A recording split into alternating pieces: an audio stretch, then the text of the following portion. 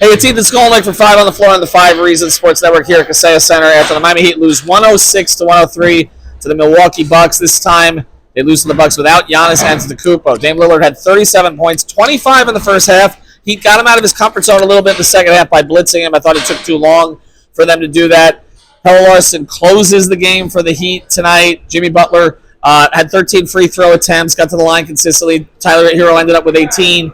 But some things fell apart down the stretch. One, Eric Spoelstra ran virtually the same play that he ran to get Jimmy Butler a bucket against Dallas at the end of regulation.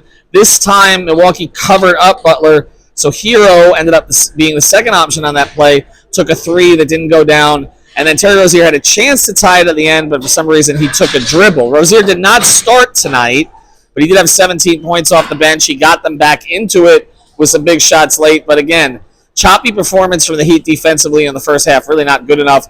And then the problem is you're going uphill the rest of the game, Alex, and they just couldn't close it out. No, you said it best. I mean, the defense was absolutely terrible. It started in the first possession of the game where Haywood got caught going under, which is the one thing you can't do on a Damian Lillard, on a screen involving Damian Lillard where he comes off, right? You cannot go under. Immediately Dame hits it, and after that, it was just, he was going to work. It was a prime Damian Lillard type of clinic tonight. Especially in that first half. We had like 31 early through the third quarter. Yeah. I really give credit to the Heat for coming back. I was telling Brady Hawk and Media Row that this game is over. Once they went down 22, I had no faith in any sort of comeback.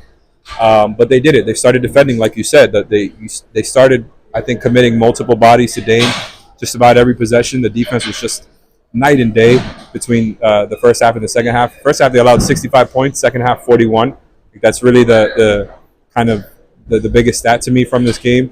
The other thing is like the Bucks were 13 of 19 from three in the first half, and the Heat were 3 of 9. That turned around in the second half. The Heat were able to generate many more threes than they were in the first, and I just think the defense was so much better. And it was not only that the Bucks were making a ton of threes, it was that they were generating a lot of great ones. They weren't just chucking stuff up there. Like, they were generating wide open threes. Heat defense was much better, and that's really what turned the game around. Unfortunately, Terry couldn't send the game to overtime there. Yeah, and A.J. Green made some big shots late in the game.